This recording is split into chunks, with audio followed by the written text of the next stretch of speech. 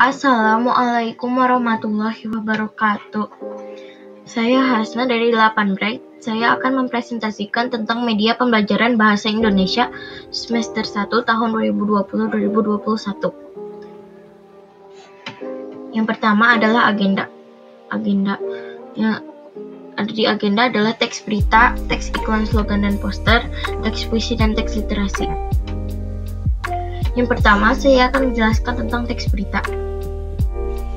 Pengertian berita. Berita adalah informasi tentang peristiwa terkini.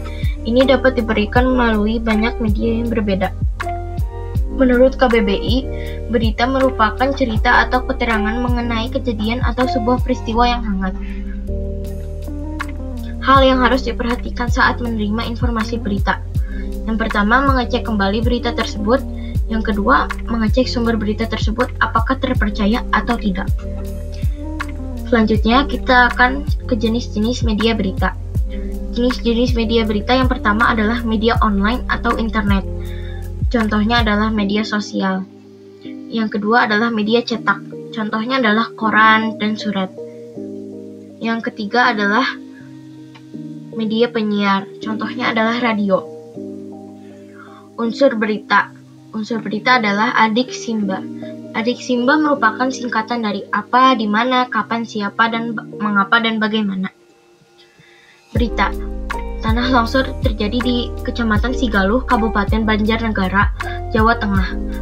Material tanah longsor menutupi Jalan Nasional Banjarnegara Wonosobo sehingga membuat akses utama antar kabupaten ini putus total. Kejadian tanah longsor di Kecamatan Sigaluh ini terjadi sekitar pukul 19.00 WIB. Kata Kepala Badan Penanggulangan Bencana Daerah (BPBD) Kabupaten Banjarnegara Aris Sudayanto menghubungi Detikcom Selasa 1 Desember 2020. Aris menyebut tanah longsor tersebut terjadi diduga lantaran tingginya intensitas hujan di Banjarnegara dalam beberapa hari terakhir. Saat ini pihaknya bersama relawan dan warga sekitar masih berupaya membersihkan material longsor. Selain itu juga mereka mengerahkan 3 alat berat untuk mempercepat proses evakuasi material longsor. Contoh adik Simba. A yaitu apa? Tanah longsor terjadi di Kecamatan Sigaluh. D yaitu di mana? Di Kabupaten Banjarnegara, Jawa Tengah. K yaitu kapan? Selasa tanggal 1 Desember 2020 pukul 19.00 WIB. C yaitu siapa? Kepala Badan Penanggulangan Bencana Daerah BPBD Kabupaten Banjarnegara Aris Sudayanto. M yaitu mengapa tanah longsor tersebut terjadi diduga lantaran tingginya intensitas hujan di Banjarnegara dalam beberapa hari terakhir.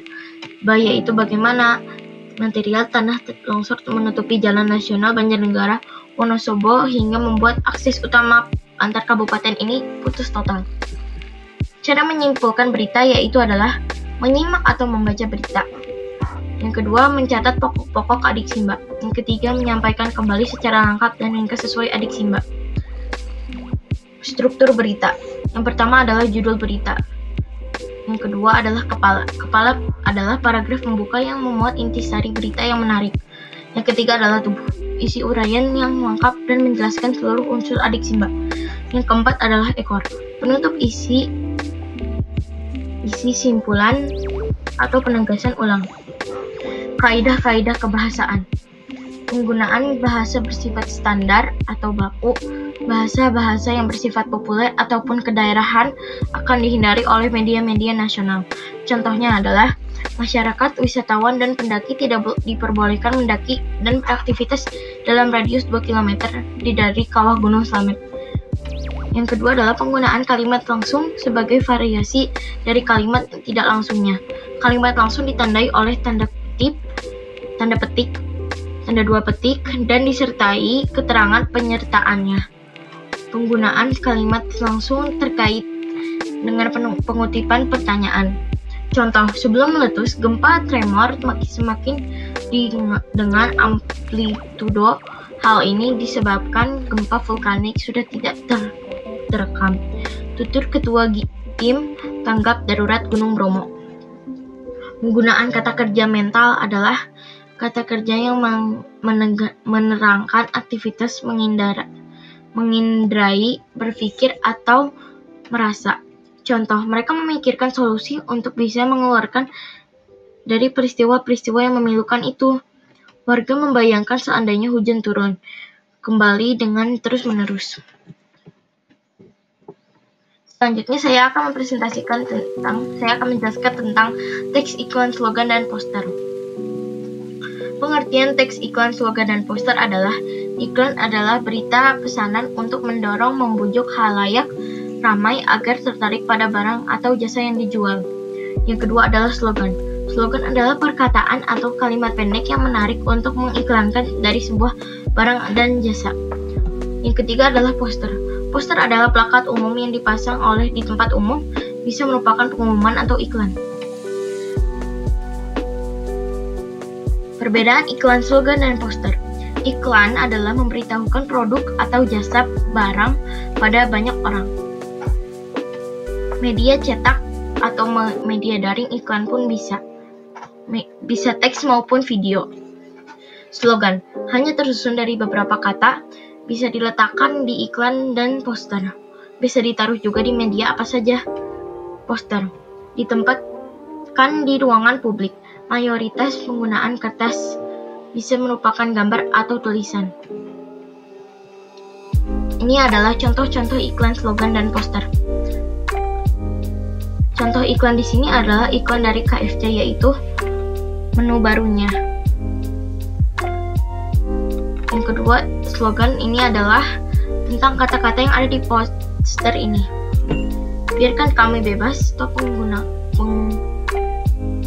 perdagangan satwa liar. Nasib kami buruk. Yang paling buruk adalah dikurung dan diperjualbelikan.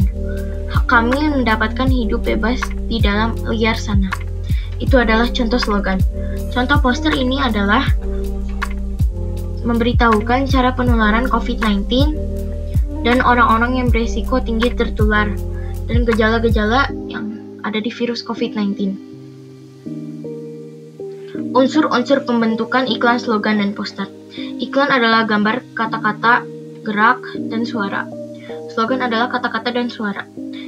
Poster adalah gambar dan kata-kata. Klasifikasi iklan. Iklan strategis digunakan untuk membangun ataupun citra positif suatu perusahaan. Iklan taksis adalah dirancang untuk mendorong konsumen agar segera melakukan dengan merek tertentu. 3. Yaitu puisi. Saya akan menjelaskan tentang materi puisi. Pengertian puisi. Puisi merupakan karya sastra yang berbentuk singkat berisi kata-kata indah, digunakan penyair untuk mengekspresikan gagasan dan pikirannya. Unsur-unsur puisi yaitu unsur lahir. Unsur lahir adalah yang terlihat atau tersurat dalam puisi sehingga secara lahiriah dapat ditangkap oleh indera pembaca. Unsur batin. Unsur batin adalah pembangun puisi yang bersifat tersirat atau terkandung dalam setiap kata, lirik, dan bait puisi. Jenis-jenis puisi yaitu adalah puisi lama. Mantra ucapan. Yang pertama adalah mantra, ucapan-ucapan yang dianggap memiliki kekuatan gaib. Yang kedua adalah pantun. Pantun adalah jenis puisi bersifat bersajak ABAB atau AAAA yang terdiri atas 4 baris dalam tiap bait dengan 8 hingga 12 suku kata. Berbaris 1-2 dinamakan sampiran, dan baris 3 hingga 4 dinamakan isi. Yang ketiga adalah syair atau puisi. Puisi yang terdiri dari atas 4 baris dalam 1 bait bersajak AAAA dan berisi nasihat atau cerita. Puisi modern. Yang pertama adalah himne atau puisi pujaan yang ditunjukkan oleh Tuhan, pahlawan, dan tanah air. Romansa, puisi berisi luapan perasaan cinta dan kasih sayang. Elegi, puisi tentang kesedihan. Unsur lahir. Unsur-unsur lahir yang pertama adalah tipografi. Tipografi adalah bentuk format suatu puisi seperti pengaturan baris dapat di tepi kertas kanan, kiri, atas, bawah. Jenis huruf yang digunakan unsur pengaruh pada pemakaian dari isi puisi itu sendiri. Diksi adalah pemilihan kata oleh seorang penyair untuk mendapatkan efek yang sesuai dengan keinginannya. Kata konkret adalah susunan kata yang memungkinkan terjadinya imaji. Rima atau irama adalah persatuan persamaan bunyi dalam penyampaian puisi dari awal hingga akhir puisi. Gaya bahasa merupakan penggunaan bahasa dengan menghidupkan atau meningkatkan efek serta menimbulkan konotasi tertentu dengan bahasa memancarkan banyak makna atau majas. Imaji atau citraan adalah pemberi gambaran kepada para pendengar atau pembaca agar seolah-olah dapat melihat, mendengar, merasakan, atau mengalami hal-hal yang terkandung dalam puisi. Unsur batin. Rasa merupakan sebuah sikap dari penyair mengenai pokok-pokok permasalahan yang berada di dalam puisi. Pokok rasa biasanya berkaitan dengan kondisi sosial juga psikolog penyair tersebut. Tema atau makna adalah hal yang paling penting dalam sebuah puisi. Tema atau makna ini dapat menjadikan puisi memiliki kesan arti dalam pembagian penulis atau pembaca. Amanat penyair sebagai sastrawan dan anggota masyarakat baik secara sadar atau tidak. Mereka bertanggung jawab agar menjaga kelangsungan hidup oleh sesuai hati nuraninya. Oleh karena itu, puisi selalu mengandung amanat atau pesan.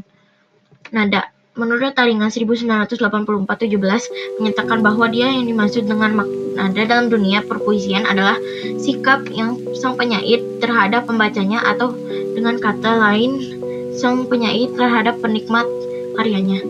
Hal yang penting dalam membaca puisi adalah ketepatan ekspresi, kejelasan arkuasi, intonasi nada, irama puisi. Teks literasi. Teks fiksi dan non-fiksi. Teks fiksi atau cerita fantasi adalah cerita yang sepenuhnya berkembang dengan bersandar imajinasi atau khayalan. Non-fiksi atau fakta. Non-fiksi merupakan karya sastra yang merupakan fakta. Semua hal yang di dalam cerita tersebut merupakan hal-hal kebenaran atau bukti nyata memang benar-benar terjadi dan dialami. Pengertian indeks, glosarium, dan sinopsis. Indeks adalah istilah atau daftar kata yang penting dalam suatu buku yang tersusun berdasarkan abjad di mana istilah atau kata memiliki informasi mengenai halaman yang ditemukan. Glosarium adalah suatu daftar alfabetis istilah dalam suatu ranah pengetahuan tertentu yang dilengkapi dengan definisi untuk istilah-istilah tersebut. Sinopsis adalah suatu ringkasan cerita atau bentuk pemendekan suatu naskah tetap memperhatikan unsur-unsur instruksinya, seperti tokoh, penokohan, alur, amanat, gaya bahasa, dan lain-lain. Dalam sinopsis, keindahan gaya bahasa, ilustrasi, dan penjelasan-penjelasan dihilangkan tetapi tetap mempertahankan isi dan gagasan umum pengarangnya. Kata pengantar dan daftar isi. Kata pengantar adalah merupakan gambar umum tujuan penulis untuk menyusun buku tersebut. Daftar isi adalah merupakan gambaran umum tentang isi buku yang hendak dikisahkan atau dipaparkan penulis. Daftar pusaka. Daftar pusaka adalah susunan tulisan di akhir karya ilmiah yang isinya berupa nama penulis, judul tulisan, penerbit, identitas penerbit, dan tahun terbit. Daftar pusaka digunakan sebagai sumber atau rujukan seseorang penulis untuk seorang dalam berkarya. Sekian dari saya, terima kasih. Wassalamualaikum warahmatullahi wabarakatuh.